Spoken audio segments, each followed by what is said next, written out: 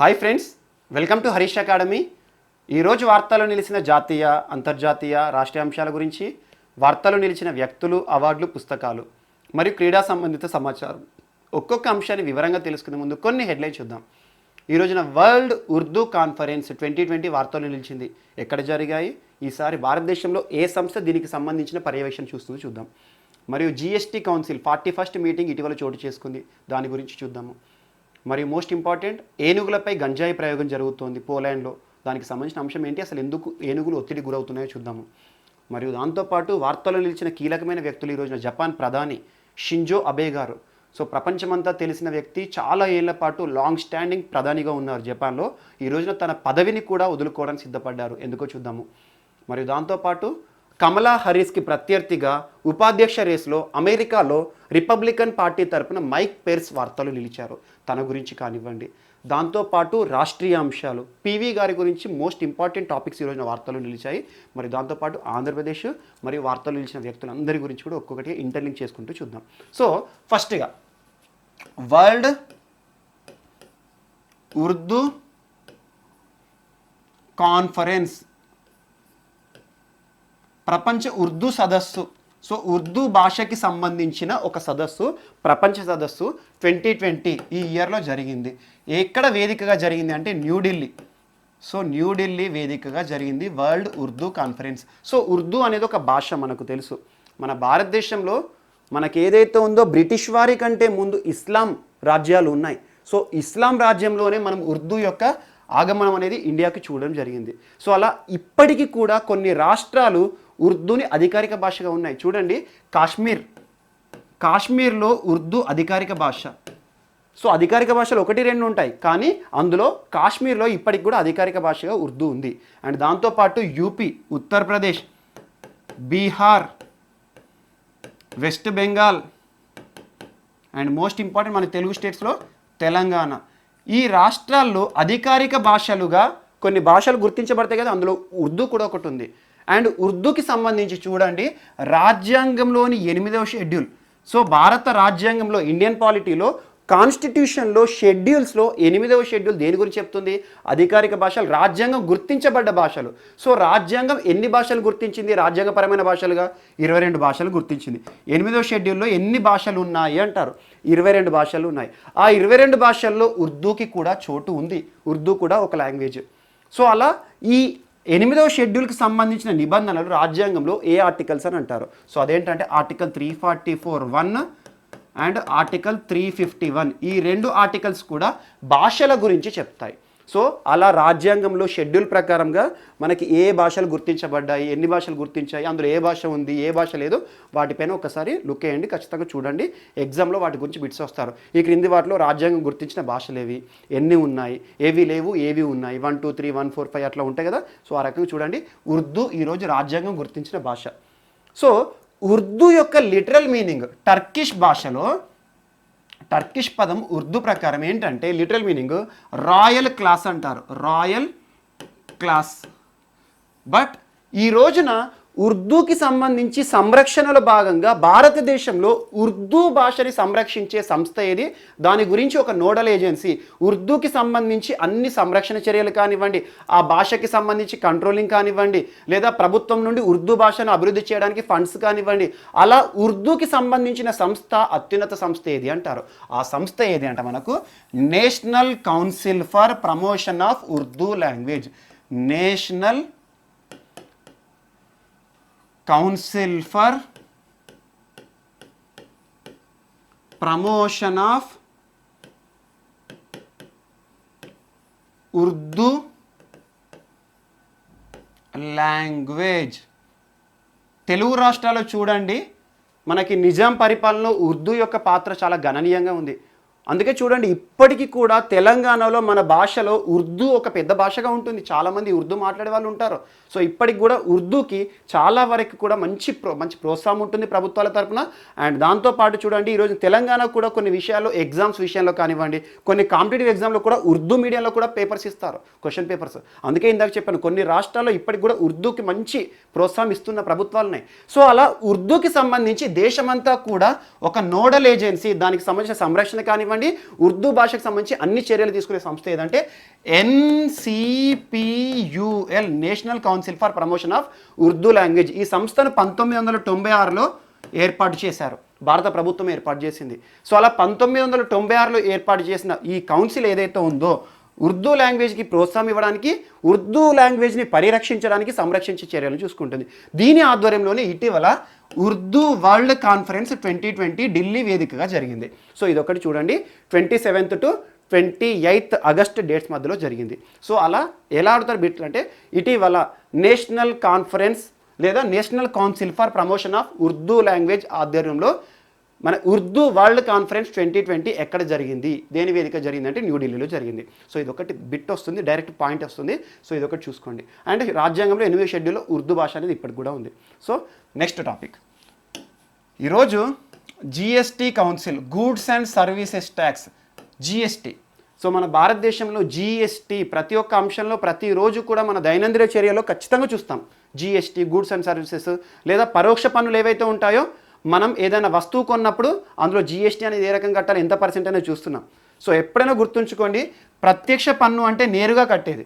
ఒక వ్యక్తికి తెలుసు తను ఎంత కడుతున్నారో, తన ఆదాయం ఎంత, ఆదాయంలో ఎంత శాతాన్ని ప్రభుత్వానికి పే చేయాలనేది. సో పరోక్ష పన్నులు అంటే మనకు తెలియకుండా మధ్యలో వెళ్ళిపోతాయి. అంటే ఇప్పుడు ఎగ్జాంపుల్, నేను ఇన్కమ్ ట్యాక్స్ ఉంది, నేను నెల నెల సంపాదించే జీతం కానీ వేతనం ఏదైతే ఉంటుందో దానిపైన ఇంత 10%, 20%, 30% according to my salary scale ఏదైతే ఉంటుందో దాని ఆధారంగా ప్రభుత్వానికి నేరుగా నేనే కడతాను. అదే వ్యక్తి కడితే income tax, personal income tax. అదే సంస్థ కడితే కార్పొరేట్ ట్యాక్స్. సో ఒక సంస్థ ఎంత ఆదాయాన్ని పొందుతుందో ఆ ఆదాయంలో కొంత శాతాన్ని ప్రభుత్వానికి నేరుగా కడుతుంది అన్నట్టు, ఇంత శాతం అని చెప్పేసి. సో అలా కార్పొరేట్ ట్యాక్స్, ఇవి డైరెక్ట్ ట్యాక్సెస్. కానీ ఇండైరెక్ట్ ట్యాక్సెస్ అంటే మనం కొనే వస్తువులలో కానివ్వండి, అలా ఇండైరెక్ట్ ట్యాక్స్ మనం వస్తువు పైన పే చేస్తాం, దాన్ని ప్రభుత్వానికి నేరుగా మనం కట్టాం. సో అలా ఇంటర్మీడియట్, ఇండైరెక్ట్గా పే చేసే ట్యాక్సెస్ ఏవైతే ఉంటాయో ఆ ఇండైరెక్ట్ ట్యాక్సెస్ అన్నిటిని కూడా క్లబ్ చేసేసి మనకు GST అనేది ఒకటి వచ్చింది. సో ఈ GSTకి సంబంధించి ఇప్పుడు స్లాబ్స్ ఉంటాయి ఒక్కొక్క వస్తువుకు, ఏ లగ్జరీ కూడా, లేకపోతే కామన్ ఐటెమా, సామాన్యమా అని ఒక నిత్యావసరమా, అలాంటి వాటిని కేటగరైజ్ చేసేసి మనకు స్లాబ్స్ ఉన్నాయి. 0%, 5%, 12%, 18%, 28%. సో లగ్జరీ గూడ్స్ పైన 28% ఉంటాయి. సో ప్రజలకు ఎక్కువగా అవసరం ఉండే వస్తువులు ఏవైతే ఉంటాయో తక్కువ పన్ను రూపంలో ఉంటాయి. సో ఈ రకంగా GST స్లాబ్లను నిర్ణయించడానికి మనకు భారతదేశంలో ఏ వస్తువు పైన ఎంతెంత GST ఉండాలి, వేటిలో సడలింపులు చేయాలి అని చెప్పేసి సంరక్షణ చేయడానికి ఒక సంస్థ ఉంటుంది, అదే goods and services tax council. So GST చట్టంలో భాగంగా goods and services tax council, GST council అనేది రాజ్యాంగబద్ధ సంస్థ. ఆర్టికల్ 279A ఈరోజు GST కౌన్సిల్ గురించి చెప్తుంది. సో ఈ GST కౌన్సిల్ ఏం చేస్తుంది, భారతదేశంలో ఈ గూడ్స్ అండ్ సర్వీసెస్ ట్యాక్స్ ఏ వస్తువు పైన ఎంత ఉండాలని చెప్పేసి దేశ ఆర్థిక శాఖ మంత్రి హెడ్గా ఉన్న ఒక సంస్థ ఈ రోజున వాటిని నిర్ణయం చేస్తుంది. సో ఈరోజు మన సమాఖ్య వ్యవస్థ, ఫెడరల్ సిస్టంలో GST ఒక మంచి నిదర్శనం. ఫెడరల్ సిస్టమ్, రాష్ట్రాలకు అధికారాలు ఉన్నాయి, కేంద్ర ప్రభుత్వానికి అధికారాలు ఉన్నాయి. అయినా కూడా ఈ రెండు కలిసేసి కూడా కొన్ని నిర్ణయాలు తీసుకునే అంశం అనేది మన భారతదేశంలో ఉంటుంది. సో ఈరోజు ఫెడరల్ సిస్టమ్, ఇండియన్ ఫెడరల్ సిస్టంలో ఈ ఫెడరల్ సమాఖ్యకు లక్షణంగా ఈరోజు GSTని చెప్పొచ్చు. అలా రాష్ట్ర ప్రభుత్వాలు, కేంద్రము కలిసి కూర్చొని నిర్ణయించుకొని ఈ రోజున కొన్ని అంశాలు చర్చిస్తే అందులో most important GST council. So అలా ఆర్టికల్ 279A ఆధారంగా GST కౌన్సిల్కి హెడ్ ఎవరు ఉంటారంటే దేశ ఆర్థిక శాఖ మంత్రి, మినిస్ట్రీ ఆఫ్ ఫైనాన్స్. ప్రస్తుతం ఎవరు, నిర్మలా సీతారామన్. దాంతోపాటు ఆ సంస్థలు ఎవరెవరు ఉంటారో అన్ని రాష్ట్రాలకి సంబంధించి ఆర్థిక శాఖ మంత్రులు ఉంటారు. సో ఈ రకంగా ఒక బాడీ అనేది ఉంటుంది. ఇది ఏం చేస్తుంది, యాజ్ అండ్ వెన్ అప్పుడప్పుడు ఏంటంటే యాన్యువల్గా కానీ 6 నెలలకు కానీ ఒకసారి ఏంటంటే GST కౌన్సిల్ సమావేశం అయ్యి ఏ వస్తువు పైన ఎంత ఉండాలి GST అని చెప్పేసి నిర్ణయిస్తూ ఉంటారు. వాటిని మీటింగ్స్ అంటారు. ఇటీవల GST కౌన్సిల్ 41st మీటింగ్ అనేది జరిగింది. అందులో నిర్ణయించుకున్న మోస్ట్ ఇంపార్టెంట్ టాపిక్ ఏంటంటే, అందులో డిస్కస్ చేసిన మోస్ట్ ఇంపార్టెంట్ టాపిక్ ఏంటంటే, ఏ వస్తువు పైన ఎంత ఉండాలి అది దాన్ని నిర్ణయించుకుంటేనే సిన్ గూడ్స్, సిన్ ట్యాక్స్ అని చెప్పాను మీకు. 2-వీలర్ అనేది అటు లగ్జరీ ఐటెం కాదంట, సిన్ ట్యాక్స్ కాదట అని చెప్పాను. సో దీని గురించి మీకు క్రితం క్లాస్లో చెప్పాను. సిన్ గూడ్ అంటే ఏంటి, ఏ రకంగా సిన్ గూడ్ పైన ఎందుకు ఎక్కువగా ట్యాక్సెస్ వేస్తారు, బెవరేజెస్ లాంటి వాటికి, లేకపోతే మనకు ఆల్కహాల్ లాంటి వాటికి, లగ్జరీ గూడ్ పైన ఎందుకు అని చెప్పేసి ప్రభుత్వం వాటిని తక్కువ ప్రోత్సహిస్తుంది. సో అలాంటివన్నీ మీకు చెప్పాను. సో ఈరోజు ఈ GST కౌన్సిల్ సమావేశంలో ఒక ఇంపార్టెంట్ టాపిక్ని చర్చించారు. అదేంటంటే రాష్ట్రాలకు లాక్డౌన్ కాలంలో భారీ మొత్తంలో నష్టాలు ఏర్పడ్డాయి. రాష్ట్రాలకే కాదు, కేంద్ర ప్రభుత్వం కూడా నష్టాల పాలైపోయింది. చూడండి, ఎందుకంటే ఎప్పుడైనా ప్రభుత్వానికి ఇన్కమ్ సోర్సే ట్యాక్సెస్, పన్నులు. ప్రభుత్వానికి ఎలా వస్తుంది ఆదాయం? ప్రజలు కట్టే పన్నుల రూపంలో ప్రభుత్వానికి ఆదాయం వస్తుంది. అలా వస్తు రూపంలో కడతారు కొంతమంది, లేదంటే డైరెక్ట్గా ఇన్కమ్ ట్యాక్స్, కార్పొరేట్ ట్యాక్స్ వస్తాయి. సో అలా పన్నులు అనేవి ప్రభుత్వానికి రాబడి. అలాంటి రాబడి స్తంభించిపోయింది. కారణం ఏంటి? 2-3 నెలలు మొత్తం లాక్డౌన్ ఉండిపోయింది, అందరూ ఇళ్లలో ఉండిపోయినాం. సో వస్తువులు అనేవి ఉత్పత్తి లేదు, సంస్థలు ఉత్పత్తి చేయలేదు. ఉత్పత్తి చేసిన వస్తువు ఒక ప్రాంతం నుండి ఒక ప్రాంతానికి పోవాలంటే మనం జీఎస్టీ ఫైల్ చేస్తాం. చూడండి, ఆ జీఎస్టీ ఏదైతే ఉంటుందో వేబిల్ అంటాము, దాంతో వస్తు రూపంలో కానీ వస్తు రవాణా చేయడంలో కూడా జీఎస్టీ అనేది ప్రభుత్వానికి వస్తుంది. సో అలా రకరకాల ట్యాక్సెస్ అన్నీ కూడా ప్రభుత్వానికి వచ్చేటివన్నీ ఆగిపోయినాయి. ఆగిపోయేసరికి ప్రభుత్వం నష్టాల్లో పోయింది. అలా రాష్ట్ర ప్రభుత్వాలు, కేంద్ర ప్రభుత్వం నష్టాలకు పోవడం ద్వారా ఈ రోజున ఆ నష్టాన్ని ఎలా భర్తీ చేయాలి, మరియు మోస్ట్ ఇంపార్టెంట్ ఈరోజు రాష్ట్రాలను, ఈ జీఎస్టీ ద్వారా నష్టపోయిన రాష్ట్రాలను ఏ రకంగా ఆదుకోవాలి అని కొన్ని సంరక్షణ చర్యల గురించి కూడా చర్చించారు. అండ్ గుర్తుంచుకోండి, జీఎస్టీకి ఈ సంవత్సరము ఈ లాక్డౌన్ కాలంలో 40% లాస్ వచ్చింది. So compensation paid and cess collected, వీటి మధ్యలో డిఫరెన్స్ 40% ఉందంట ఈ సంవత్సరం. సో అలా దాదాపు జీఎస్టీ ద్వారా ప్రభుత్వానికి రావాల్సిన ఆదాయాలన్నీ కూడా ఆగిపోయినాయి. దాని ద్వారా నష్టాలకు పోయిన రాష్ట్ర ప్రభుత్వాలకు కంపెన్సేషన్ ఇవ్వాలి అని ఈరోజు ఇంకొక టాపిక్ ఏంటంటే, మన అటార్నీ జనరల్ ఉన్నారు కదా కేకే వేణుగోపాల్, ఇటీవల కాలంలో పదవీ కాలం పెంచారు కేంద్ర ప్రభుత్వం చెప్పారు రాష్ట్రపతి. సో కేకే వేణుగోపాల్ భారతదేశంలో attorney general. So attorney general అంటే కేంద్ర ప్రభుత్వం యొక్క అధికారిక న్యాయవాది, ఏ న్యాయస్థానంలో వాదిస్తాడు. సో అలా రాష్ట్రపతిచే నియమించబడతారు ఆర్టికల్ 76(1) ప్రకారం. సో ఈరోజు కేకే వేణుగోపాల్ ఏం చెప్పారంటే, ఈ జీఎస్టీ కౌన్సిల్కి, జీఎస్టీ సమావేశాలకు ఒక అంశాన్ని ప్రస్తావించాడు. సో రాష్ట్రాలు ఏవైతే జీఎస్టీ విషయంలో నష్టపోయాయో వాటికి కేంద్ర ప్రభుత్వం చొరవ తీసుకొని ఆ నష్టాన్ని భర్తీ చేయాలి అని చెప్పేసి కూడా ఒక అంశాన్ని ప్రస్తావించారు. సో ఇదొకటి కూడా ఈరోజు ఇంపార్టెంట్. జీఎస్టీ 41st మీటింగ్ జరిగింది జీఎస్టీ కౌన్సిల్ది. సో ఇందులో అడిగే అంశం ఏంటంటే, ఎప్పుడైనా గుర్తుంచుకోండి, ఎంత పెంచారు, ఎంత తగ్గించారు, ఇలాంటి వాటికంటే మెయిన్స్లో అడుగుతారు అనాలిసిస్లో. కానీ ప్రిలిమ్స్ వరకు వచ్చేసి జీఎస్టీ కౌన్సిల్ ఏ నిబంధన, సో హెడ్ ఎవరు ఉంటారు, సో ఇలాంటి అంశాలు అడిగితే, ఇటీవల కాలంలో మనం ఒక అంశం చర్చించుకున్నాం. జీఎస్టీ పరిష్కార కమిటీ అనే ఒక కమిటీలో తెలంగాణ రాష్ట్ర ఆర్థిక శాఖ మంత్రి హరీష్ రావు గారు కూడా ఒక సభ్యులుగా ఇటీవల నియమించబడ్డారు అన్నాను. సో ఆ కమిటీకి కన్వీనర్గా ఎవరు ఉంటారన్నాను? బీహార్ ఉప ముఖ్యమంత్రి సుశీల్ కుమార్ మోడీ గారు. వాటిని అన్నింటినీ ఇక్కడ లింక్ చేసుకోండి. సో అలా జీఎస్టీ ఏ రాజ్యాంగ సవరణ ద్వారా వచ్చింది, ఏ ఆర్టికల్ జీఎస్టీ కౌన్సిల్ రాజ్యాంగబద్ధ సంస్థన కాదా, ఎవరు హెడ్గా ఉంటారు, దాని యొక్క డ్యూటీస్ ఏంటి, ఈ స్లాబ్స్ని ఎవరు డిసైడ్ చేస్తారో అవన్నీ కూడా చూడండి, ఖచ్చితంగా ఎగ్జామ్స్లో అడుగుతారు. అండ్ నెక్స్ట్ ఈరోజు పోలాండ్లోని వార్సాలో ఏనుగులపై సురక్షితమైన గంజాయిని వాడుతున్నారు. సురక్షితం అంటున్నారు అంటే హాని చేయవు, సురక్షితమైన గంజాయిని వాడుతున్నారు. సో వార్సాలో ఒక జూ ఉంది, పోలాండ్లోని వార్సాలో ఒక జూ ఉంది. ఆ జూలో ఏనుగులు ఉన్నాయి. సో ఇటీవల కాలంలో తరచూ ఏనుగులకి సంబంధించి అంశం చర్చించుకున్నాం. ప్రపంచ ఏనుగు దినోత్సవం సంబంధించి కానివ్వండి, అండ్ బోట్స్వానా దేశంలో ఏనుగులు అనుమానాస్పదంగా చచ్చిపోతున్నాయి అని, అండ్ ఏనుగులకు సంబంధించి ఇటీవల ఒక పుస్తకం కానీ ఒక నివేదిక వచ్చింది, not commodities, elephants not commodities అని, అలాంటి అంశం, అండ్ మ్యాన్ ఎనిమల్ కాన్ఫ్లిక్ట్ అని. అండ్ ఈ రోజున ఏనుగులకు సంబంధించి పోలాండ్ దేశంలో ఏనుగులపై గంజాయి ప్రయోగం చేస్తున్నారు. ఎందుకంటే మనం చూడండి, చాలామంది వ్యక్తులు కూడా డిప్రెషన్లోకి వెళ్తారు. డిప్రెషన్లో కొన్ని సందర్భాలు ఏమవుతాయంటే సూసైడ్స్ కూడా చేసుకుంటారు. కానీ జంతువులు సూసైడ్స్ ఎలా చేసుకుంటాయి? సో చూడండి, మన పక్షుల విషయంలో సూసైడ్స్ పాటను ఒకటి Jatinga, Assam. So mass suicidal bird place అంటారు, జటింగా, అస్సాం, అది డిఫరెంట్. సో అవి వాటంతటా అవి సూసైడ్ చేసుకో, అది డిఫరెంట్. బట్ ఈరోజు ఏనుగులకి సంబంధించి ఏనుగులపై గంజాయి ప్రయోగం, అందులోనూ కెనాబినాయిడ్స్ చేస్తున్నారు. కెనాబినాయిడ్స్ మోస్ట్ ఇంపార్టెంట్, గుర్తుంచుకోండి, కెనాబినాయిడ్స్. ఏనుగులపై సురక్షితమైన కెనాబినాయిడ్స్ హై డెన్సిటీ లిక్విడ్ ప్రయోగిస్తున్నారు. హై డెన్సిటీ అంటే అధిక సాంద్రత గల కెనాబినాయిడ్స్ని ఏనుగులకు ఇస్తున్నారు తొండం ద్వారా. ఏనుగులకు ఉంటుంది ట్రంక్, ఆ తొండం ద్వారా ఇస్తున్నారు. ఎందుకంటే ఈ మధ్యలో ఏనుగులు చాలా డిప్రెషన్లోకి వెళ్ళిపోతున్నాయి అంట, ఒత్తిడిలోకి పోతున్నాయి.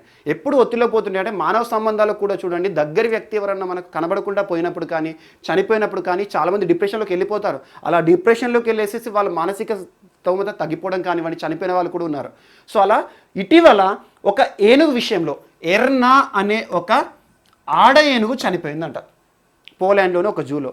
ఆ ఆడ ఏనుగు చనిపోయినందుకు ఆ గుంపులో ఉండే మిగతా ఏనుగులు ఉంటాయి కదా, ఒక 4-5 ఏనుగులు కలిసి ఉండే ఒక గుంపు ఏదైతే ఉంటుందో, ఒక ఏనుగు చనిపోయే వరకు దీని మరణాన్ని తట్టుకోలేక ఫ్రెడ్జియా అనే ఇంకొక ఏనుగు, ఆడ ఏనుగు దీని విషయంలో జీర్ణించుకోలేకపోతుంది, ఎప్పుడు ఒత్తిడితో మూడిగా ఉంటుందంట. అండ్ గుర్తుంచుకోండి, ఏనుగులు ఒక్కసారి ఒత్తిడిలోకి పోతే తిరిగి నార్మల్ పరిస్థితి రావాలంటే కొన్ని ఏళ్ల పాటు పడుతుంది. సో ఏనుగులు చాలా సెంటిమెంటల్.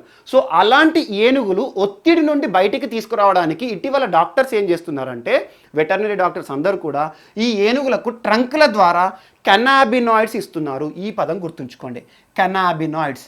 సో కెనాబినాయిడ్స్ ఇస్తే ఏమవుతుందంటే, ఆ ఏనుగు ట్రంక్ ద్వారా ఇస్తే వాటికి కొన్ని జ్ఞాపక శక్తి పరంగా కానివ్వండి, ఏ విషయంలో అయితే ఒత్తిడిగా ఫీల్ అవుతున్నాయో వాటికి కొంచెం ఆహ్లాదకరంగా జరగడం కానివ్వండి, తొందరగా వాటి మూడ్ అనేది చేంజ్ చేసే విషయంలో ఉపయోగపడుతుందని కెనాబినాయిడ్స్ మీకు కెమికల్ పరిభాష మెడిసినల్ కెమిస్ట్రీలో ఎలా ఉంటుందంటే కెనాబిస్ నుండి తీసుకుంటారు. సో అలా కెనాబినాయిడ్స్ అనేది ఒక వార్తలో నిలిచింది.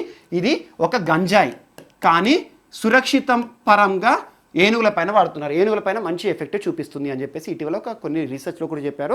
అలా ఏనుగుల పైన దాదాపు 3-4 ఏనుగుల పైన ఇటీవల దీన్ని ప్రయోగం చేశారు. మంచి ఫలితాలు ఇస్తుంది.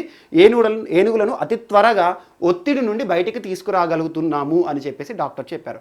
సో అలా ఏనుగుల గురించి కెనాబినాయిడ్స్ పై ప్రయోగం ఇటీవల ఏ దేశంలో జరుగుతోంది, ఒత్తిడికి గురైన ఏనుగులపై కెనాబినాయిడ్స్ ద్వారా ఇటీవల వేటిని మళ్ళీ నార్మల్ సిచ్యువేషన్స్ తీసుకొస్తున్నారు అంటారు. సో పోలాండ్, వార్సా అలా జూ ప్రాంతంలో ఉన్న సంరక్షణ చర్యల్లో భాగంగా ఈ ఏనుగులకి కెనాబినాయిడ్స్, గంజాయిని సురక్షిత హై డెన్సిటీ మనకి ఏదైతే ఉంటుందో అధిక సాంద్రత గల కెనాబినాయిడ్స్ ఇస్తున్నారు, హై డెన్సిటీ డ్రగ్ ఇస్తున్నారు. సో ఇదొకటి కూడా ఈరోజు ఇంపార్టెంట్. సో అలా బోట్స్వానా, పోలాండ్ అండ్ ఇండియాకి సంబంధించి ఎక్కడెక్కడ జరుగుతున్నాయి మ్యాన్ యానిమల్ కాన్ఫ్లిక్ట్, అంతర్జాతీయ ఏనుగుల దినోత్సవం, ఇదంతా కూడా ఒక దగ్గర చూసుకోండి. Okay, next topic. ఈరోజు ఇంకొక అంశం ఏంటంటే ఉత్తరప్రదేశ్, యూపీ, ఉత్తరప్రదేశ్ ముఖ్యమంత్రి యోగి ఆదిత్యనాథ్ గారు.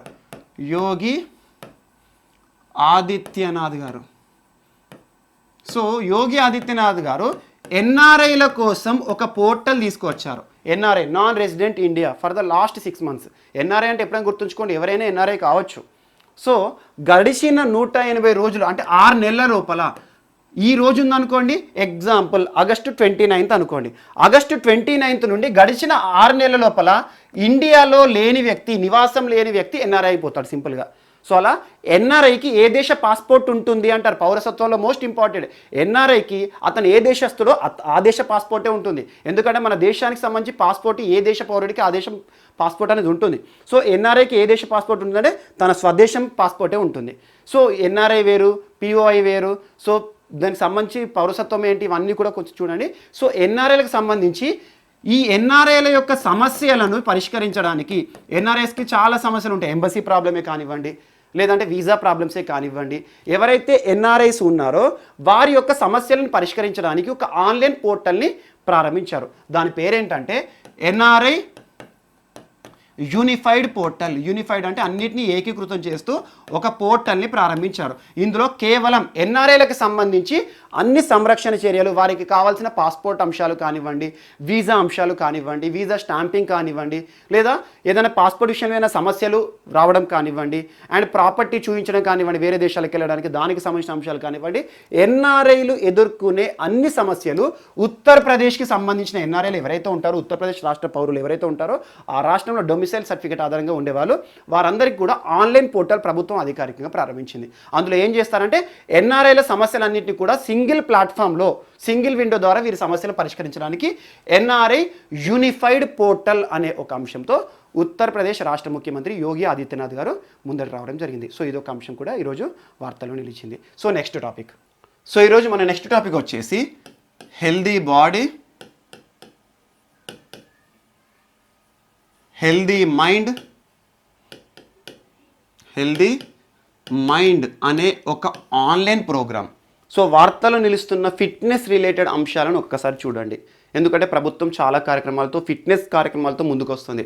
ఇటీవల హెల్దీ బాడీ హెల్దీ మైండ్ అనే ఒక ఆన్లైన్ విధానంతో ఫిట్నెస్ కార్యక్రమాలను ఏ ప్రభుత్వం ప్రారంభించింది అంటారు.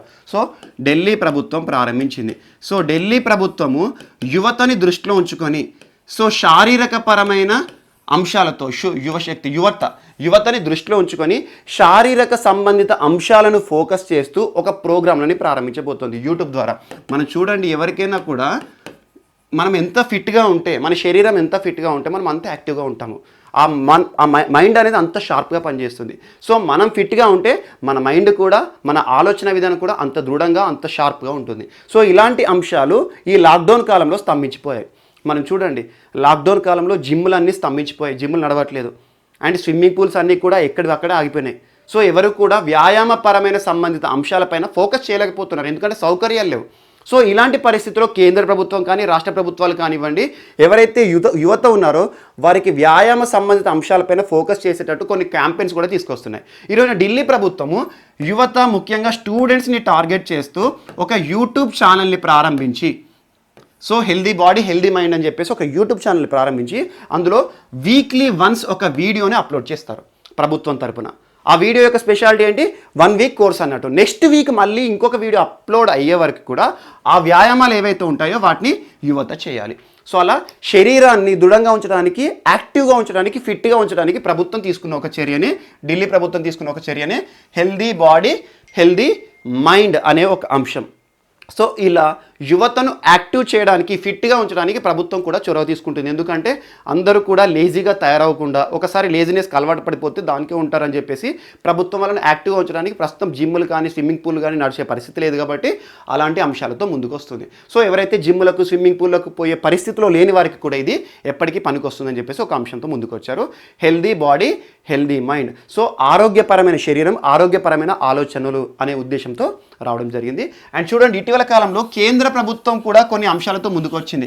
హెచ్ఆర్డి మినిస్టర్, మానవ వనరుల మంత్రిత్వ శాఖ, హ్యూమన్ రీసోర్స్ డెవలప్మెంట్ ఇటీవల ఎడ్యుకేషన్ మినిస్ట్రీగా మారిపోయింది. ప్రస్తుతం రమేష్ పోఖ్రియాల్ నిశాంక్ గారు ఉన్నారు.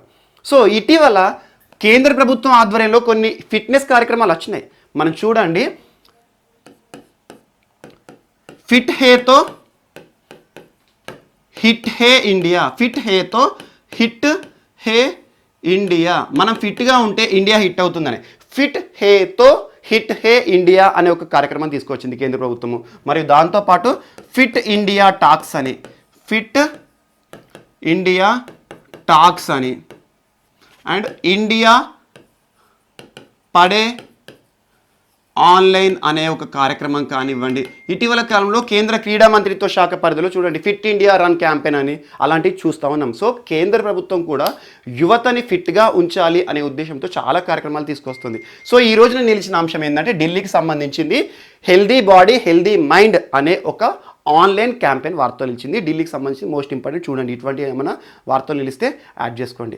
అండ్ నెక్స్ట్ ఈ రోజున సెకండ్ అంశం ఇంకొకటి ఏమిటంటే దీనికి సంబంధించి ఇంకొకటి వేరేది, అస్సాంకి సంబంధించి. అస్సాం, సో అస్సాం రాష్ట్ర ప్రభుత్వం ఇటీవల క్యాబినెట్ మీటింగ్ జరిగింది. క్యాబినెట్ మీటింగ్ అంటే ఏంటి, ముఖ్యమంత్రి ఆధ్వర్యంలో రాష్ట్ర మంత్రులందరూ కూడా ఒక మీటింగ్ని ఏర్పాటు చేసి రాష్ట్రంలో చేయబోతున్న అభివృద్ధి కార్యక్రమాలను చర్చిస్తారు. ఆ అభివృద్ధి కార్యక్రమాల్లో భాగంగా ఒక్కొక్క రంగానికి ఎలాంటి సంక్షేమ పథకాలు తీసుకురావాలి, ఏ కార్యక్రమాలు ఉద్దేశించాలి, ఏ వర్గాన్ని ఎలా ఆదుకోవాలి, సో విద్యారంగానికి సంబంధించి ఎలాంటి నూతన ఆవిష్కరణలు తీసుకురావాలి, ఇలాంటి అన్ని అంశాలు కూడా క్యాబినెట్ మీటింగ్లో ఆలోచనలన్నీ కూడా కార్యరూపంలో తరుస్తాయి. సో దానికి సంబంధించి ఒక తీర్మానం పెట్టడం, ఆమోదం పొందడం జరుగుతుంది. సో ఇటీవల అస్సాం రాష్ట్ర ముఖ్యమంత్రి సర్బానంద సోనోవాల్ గారి ఆధ్వర్యంలో అస్సాం క్యాబినెట్ మీటింగ్ జరిగింది. అందులో కీలకమైన ఒక అంశం బయటకు వచ్చింది. ఆ అంశం ఏంటంటే క్యాబినెట్ ఆమోదం పొందింది. ఈ క్యాబినెట్ ప్రతిపాదించిన తీర్మానాన్ని ఆమోదం కూడా పొందడం జరిగింది. ఆ తీర్మానం ఏంటంటే నైపుణ్యాభివృద్ధి కోసం రాష్ట్ర ప్రజలకి నైపుణ్యాభివృద్ధిని ప్రసాదించి ఒక యూనివర్సిటీని ఏర్పాటు చేయాలి. యూనివర్సిటీ, సో మనం చూస్తూ ఉంటాం ఎగ్జాంపుల్ నైపుణ్యాభివృద్ధి పథకాలు చాలా ఉంటాయి. తెలంగాణ తీసుకుంటే Telangana academy for skill and knowledge అని ఉంటాయి. మరియు దాంతోపాటు భారత ప్రభుత్వం ఆధ్వర్యంలో కూడా ఎన్ఎస్డిసి సంస్థ, ఇటీవల స్వదేశ్ ప్రోగ్రాంలో భాగంగా చాలా సంస్థలు మనం నేర్చుకుంటున్నాం. So national skill development corporation లాంటివి. సో ఇలా స్కిల్ని ప్రసాదించే యువతకి, స్టూడెంట్స్కి స్కిల్ని ప్రసాదించే సంస్థలు చాలా అద్భుతంగా పనిచేస్తాయి. ఎందుకంటే మనకు నైపుణ్యాభివృద్ధి పెంచితేనే మనం దేశ అభివృద్ధిలో భాగస్వామ్యం అవుతాం. సో స్కిల్ని ప్రసాదించే సంస్థలకు సంబంధించిన ఈ అంశం. సో అదేంటంటే అస్సాం రాష్ట్ర ప్రభుత్వం ఆధ్వర్యంలో ఒక యూనివర్సిటీని ఏర్పాటు చేయబోతున్నారంట. ఆ యూనివర్సిటీ పేరు ఏంటంటే Assam skill development university. Assam రాష్ట్ర ప్రభుత్వ ఆధ్వర్యంలో ఏర్పాటు కాబోతుంది అస్సాం స్కిల్ డెవలప్మెంట్ యూనివర్సిటీ. ఎక్కడ అంటే మంగల్దాయ్ ప్రాంతం, మంగల్దాయ్ అనే ఒక ప్రాంతము, దరాంగ్ అనే ఒక డిస్టిక్, అస్సాంలో దరాంగ్ డిస్టిక్లో మంగల్దాయ్ ప్రాంతంలో ఈ స్కిల్ డెవలప్మెంట్ యూనివర్సిటీ స్కిల్ని ప్రసాదించడానికి యువతకి ఒక యూనివర్సిటీని ఏర్పాటు చేయబోతున్నట్టుగా అస్సాం రాష్ట్ర ప్రభుత్వం ప్రకటించింది. సో అలా నైపుణ్యాభివృద్ధికి సంబంధించి ఈ అంశం మోస్ట్ ఇంపార్టెంట్. సో యువతలో నైపుణ్యాభివృద్ధిని పెంచే ఉద్దేశంతో ఇటీవల ఒక యూనివర్సిటీ శంకుస్థాపన ఎక్కడ ప్రారంభమవుతుంది అంటారు. సో ఒక యూనివర్సిటీని ఎక్స్క్లూజివ్గా నైపుణ్యాభివృద్ధిని పెంచే కార్యక్రమాల కోసం ఏర్పాటు చేయబోతోంది అస్సాం రాష్ట్ర ప్రభుత్వం, సర్బానంద సోనోవాల్ గారి ప్రభుత్వం. సో ఇటీవల అస్సాంకి సంబంధించి చాలా అంశాలు మనం చూస్తున్నాం. సో రోప్ వే కానివ్వండి, longest rope way, river rope way అని, మరియు దాంతోపాటు ఎన్విరాన్మెంటల్ పరంగా చాలా అంశాలు చూస్తున్నాం మనం. కాజిరంగ నేషనల్ పార్కే కానివ్వండి, డిబ్రూ సైకోవా కానివ్వండి, స్వర్ణ సబ్వన్ వరివంగడాలు కానివ్వండి, వాటన్నిటితో పాటు ఇది కూడా అస్సాం కింద రాసేసుకోండి. ఓకేనా. Next topic. ఈరోజు ఎస్బీఐకి సంబంధించిన ఒక అంశం వార్తల్లో నిలిచింది. స్టేట్ బ్యాంక్ ఆఫ్ ఇండియా భారతదేశంలో చాలా పెద్ద బ్యాంక్. సో మనం ఆగస్టు 16 ఒక్కసారి చూడండి. ఆగస్టు 16 రోజు ఒక వీడియోలో నేను చెప్పాను ఎస్బీఐకి సంబంధించి యోనో కృషి అనే ఒక యాప్ గురించి, యోనో కృషి. అండ్ దాని తర్వాత ఇంకొక అంశాన్ని కూడా చెప్పాను, అదేంటంటే శౌర్య కేజీసీ అని. సో 2 టాపిక్ చెప్పాను, కానీ ఇప్పుడు శౌర్య కేజీసీ అవసరం లేదు, యోనో కృషి ఇంపార్టెంట్. సో ఎస్బీఐకి సంబంధించి యోనో కృషి అని చెప్పేసి ఆ రోజు ఏం చెప్పానంటే వ్యవసాయ రైతుల కోసం ఉద్దేశించబడిన ఒక కార్యక్రమం, ఒక యాప్ అని చెప్పాను, వ్యవసాయ రైతుల కోసం ఎక్స్క్లూజివ్గా. సో మనకి తెలుసు ఎస్బీఐ ఖాతాదారులు ఎవరైతే ఉంటారో ఎస్బీఐలో savings account, so bank accounts ఉంటాయి కదా, ఎస్బీఐలో ఎవరైతే ఖాతా ఓపెన్ చేసిన వారు ఉంటారో వారికి మొబైల్ ఫోన్లో ఒక యాప్ వేసుకోవచ్చు. ఆ యాప్ ఏంటంటే ఎస్బీఐకి సంబంధించిన official app YONO app, SBI YONO app అంటారు. ఆ యోనో యాప్ ఎవరికి పనిచేస్తుంది, ఎవరికైతే ఎస్బీఐలో అకౌంట్ ఉంటుందో వారికి పనిచేస్తుంది. సో ఈరోజు ఎస్బీఐ యోనో యాప్లో కొన్ని ఎక్స్క్లూజివ్ రైతుల కోసం కొన్ని ఫీచర్స్ తీసుకురాబోతున్నారు. రైతుల కోసం, రైతులకు కావలసిన అవసరాలు తీర్చడానికి ఎస్బీఐ ఈ రోజున ఒక స్పెషల్ ఫీచర్ తీసుకురాబోతోంది, అదే యోనో కృషి. సో దీనికి సంబంధించి ఇటీవల కేంద్ర వ్యవసాయ శాఖ మంత్రి నరేంద్ర సింగ్ తోమర్ గారు ఈ యాప్కి సంబంధించి ఆవిష్కరణ కూడా చేశారు. సో ఇది అద్భుతంగా రైతులకు ఉపయోగపడుతుందని చెప్పేసి కితాబ్ కూడా ఇచ్చారు. సో ఎస్బీఐ ఇటీవల ఏ సంస్థతో ఒప్పందం చేసుకుంది దీనికోసం అంటే ICAR, Indian council of agricultural research. So ICAR సంస్థ భారతదేశంలో వ్యవసాయ విషయంలో చాలా పెద్ద సంస్థ. ఏం చేస్తుంది, భారతదేశంలో ఉన్న మృత్తికలన్నీ ఉంటాయి కదా, సాయిల్ క్లాసిఫికేషన్ చేసే సంస్థ ఇది. అలా 8 రకాలు ఉంటాయని చెప్పేసి అలా క్లాసిఫికేషన్ చేస్తుందని మీరు జాగ్రఫీలో నేర్చుకుంటారు. అండ్ దాంతోపాటు పంటపరమైన నియంత్రణలు, ఏ డ్రగ్స్ని వాడాలి, యాంటీబయాటిక్స్ వేటి రద్దు చేయాలి, వాటికి ఆల్టర్నేటివ్గా కొత్తవి కనుగొనడం కానివ్వండి, అలాంటివన్నీ వ్యవసాయ పరంగా భారతదేశంలో అభివృద్ధి కార్యక్రమాలు కానీ నియంత్రణ చేసే సంస్థ ICAR. So Indian council of agriculture research. And దాంతోపాటు Indian institute of horticultural research. Horticulture అంటే ఏంటి, ఉద్యానవన పంటలు. సో ఈ రెండు సంస్థలతో కూడా ఇటీవల ఎస్బీఐ ఒక ఒప్పందం చేసుకుంది. ఎందుకు అంటే ఈ యోనో యాప్ వాడే రైతులు ఎవరైతే ఉంటారో ఆ యోనో యాప్లో ఒక కొత్త ఫీచర్ ఇస్తున్నారు కదా రైతుల కోసం. మరి రైతులకు కావాల్సినవి ఏంటి, పంటకు సంబంధించిన అంశాలు ఉంటాయి. సో రైతు ఏం చేస్తాడు, పంట వేసే ముందు విత్తనాలు కొంటాడు. సో అలా కూరగాయలు కానివ్వండి, ఆకుకూరలు కానివ్వండి, ఇవన్నీ ఉంటే ఆ విత్తనాలను షాప్కి వెళ్ళకుండా, ఆ సీడ్ షాప్ కానివ్వండి అలాంటి వాటికి వెళ్ళకుండా నేరుగా తన యోనో యాప్ ఉంటుంది కదా, యోనో యాప్లో యోనో కృషి అనే ఒక అంశం పైన ఒక ఫోల్డర్ ఒకటి ఉంటుంది కదా, మన కేటగిరీ ఉంటుంది కదా, ఆ యోనో కృషి అనే అంశం పైన క్లిక్ చేస్తే అక్కడ తనకి ఏ పంటకు సంబంధించి ఏ విత్తనాలు కావాలి అని చెప్పేసి అన్నీ ఉంటాయి. సింపుల్ చెప్పాలంటే మనం ఫ్లిప్కార్ట్, అమెజాన్, లేదంటే మనం ఫాస్టెస్ట్, జొమాటో ఇలాంటివి ఉంటాయి కదా, ఆన్లైన్ ఫుడ్ డెలివరీస్ ఉంటాయి కదా, అలా ఈ కామర్స్ సంబంధించిన సంస్థ లాంటివి.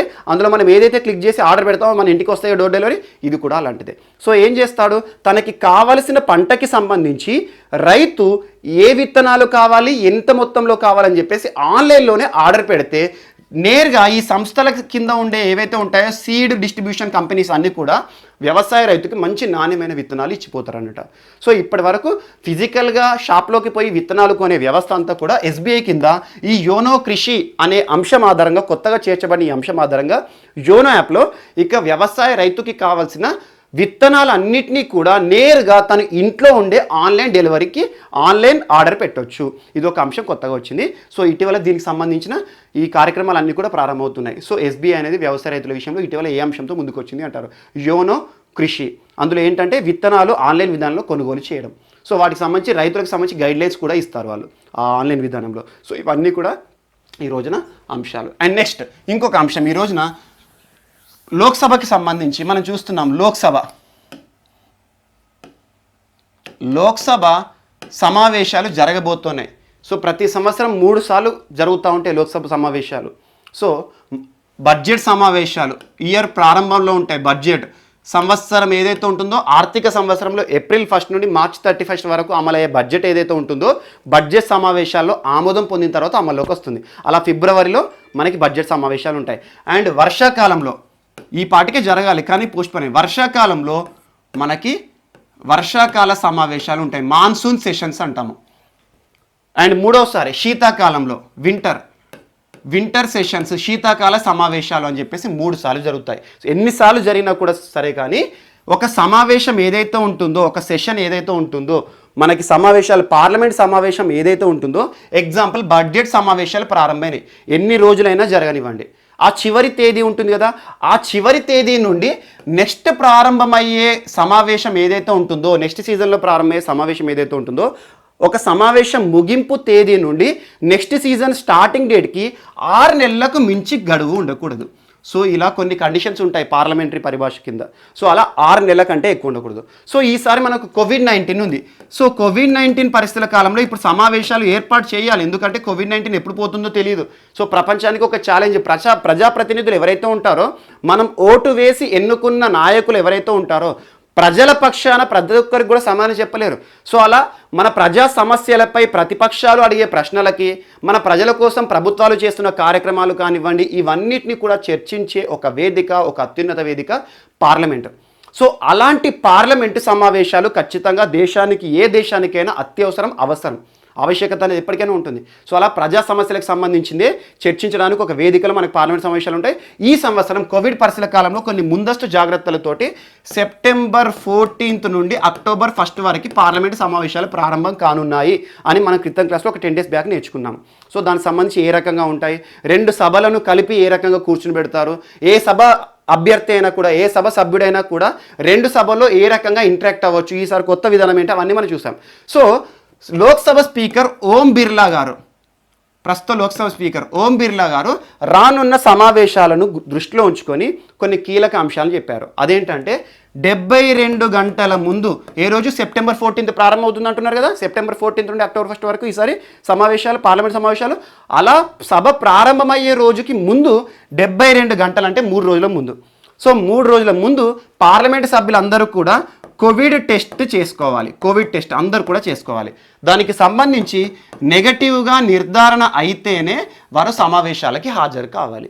ఇలాంటి ఒక అంశం. అండ్ ఇటీవల సేమ్ ఇదే అసెంబ్లీ చూసాం మనకు. పంజాబ్ అసెంబ్లీలో కూడా ఇలాంటి అంశమే ఉంది. ఎవరైతే టెస్టులు చేయించుకుంటారో, ఎందుకంటే ఇటీవల పంజాబ్ అసెంబ్లీకి సంబంధించి 23 మంది ఎమ్మెల్యేలకు కరోనా సోకింది. సో వారికి సంబంధించి వారు సమావేశాలు రావాలి అంటే ఖచ్చితంగా టెస్టులు చేసుకోవాలి. పాజిటివ్ ఉంటే ఇంట్లో ఉండాలి, నెగిటివ్ ఉంటే సమావేశాలు రావాలి అని ఒక ఉద్దేశాలు వస్తున్నాయి. ఎందుకంటే ఒక్కరు వస్తే అందరికీ వస్తాయి, ఇక్కడ అందులోని ఏసీ ఉంటాయి, టోటల్ లగ్జరీగా ఉంటాయి కాంప్లెక్స్ అన్ని కూడా. సో అలా ఈ రోజున కోవిడ్ టెస్టులు ఖచ్చితంగా చేసుకోవాలి. చేసుకున్న తర్వాత ఆ నెగిటివ్ రిపోర్ట్ ఉంటేనే సమావేశాలకి హాజరు కావాలి, లేకపోతే వాళ్ళు సమావేశాలకు రాకూడదు అని చెప్పేసి కూడా ఒక అంశాన్ని ఓం బిర్లా గారు అభ్యర్థులందరూ కూడా ఒక సూచన చేస్తారు. పార్లమెంట్ సభ్యులందరూ కూడా ఏమన్నారంటే, ఖచ్చితంగా ప్రతి సభ్యుడు కూడా పార్లమెంట్ ఆవరణలో కోవిడ్ టెస్టింగ్ ఏవైతే ఉంటాయో కేంద్రాన్ని ప్రారంభించి అక్కడ టెస్టులు చేసిన తర్వాత ఆ రిపోర్ట్ ఆధారంగానే వారికి లోపలికి ప్రవేశం అనేది ఉంటుందని చెప్పడం జరిగింది. అండ్ ఇంకొకటి, ఈరోజు పార్లమెంట్కి సంబంధించిందే ఇంకొక అంశం ఏంటంటే వసంత్ కుమార్. సో పార్లమెంట్ గురించి చెప్తున్నాను కాబట్టి దీని గురించి. వసంత్ కుమార్ కన్యాకుమారి ఎంపీ. కన్యాకుమారి ఎక్కడ మనకి తమిళనాడులో ఉంటుంది. కన్యాకుమారి తమిళనాడు రాష్ట్రంలోని కన్యాకుమారి లోక్సభ నియోజకవర్గ ఎంపీ కరోనా సోకి చనిపోవడం జరిగింది. కరోనాతో చనిపోయారు. లోక్సభ సభ్యుడు కరోనాతో చనిపోవడం జరిగింది. ఇటీవల మనం తరచూ చూస్తున్నాం, రాజకీయ నాయకులు కరోనా బారిన విపరీతంగా పడుతున్నారని, కొంతమంది కోలుకుంటున్నారు, కొంతమంది చనిపోతున్నారు. సో కోలుకున్న వల్ల మనం ప్రముఖ వ్యక్తులు చూసాం. మనం ఢిల్లీ ఆరోగ్య శాఖ మంత్రి, మధ్యప్రదేశ్ రాష్ట్ర ముఖ్యమంత్రి. సో చనిపోయిన వాళ్ళని కూడా చూసాము. కమలా వరుణ్ గారు మనకి యూపీలో మంత్రి గారు, మరియు ఇటీవల కాలంలో యూపీలో బీజేపీ ఎమ్మెల్యే ఒకరు చనిపోయారు. తమిళనాడులో మనం అంబజగన్ గారు చనిపోయారని చెప్పాను.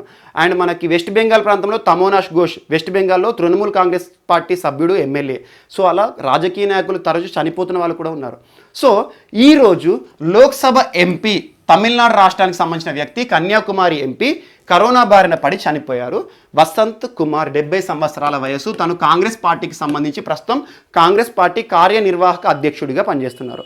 సో వసంత్ కుమార్ వార్తల్లో వ్యక్తి కింద కన్సిడర్ చేయండి, కానీ లోక్సభ గురించి చెప్తున్నాను కాబట్టి ఈ అంశాన్ని చెప్పాను. ఇదొకటి కూడా మనకి మోస్ట్ ఇంపార్టెంట్. అండ్ ఇంకొకటి, ఈరోజు బీహార్లో ఎన్నికలు రానున్నాయి. నెక్స్ట్ మంత్ జరగాలి ఇక. ఎందుకంటే 5 ఏళ్ళ సాధారణ ఎన్నికల గడువు ఏదైతే ఉంటుందో, ఒక సాధారణ ఎన్నిక సార్వత్రిక ఎన్నికలకు పదవీ కాలం 5 ఏళ్ళు ఉంటుంది. సో ప్రజలచే మళ్ళీ నిర్ణయం తీసుకోవడం అనేది ప్రతి 5 ఏళ్ళకు ఒకసారి ఆవశ్యకత.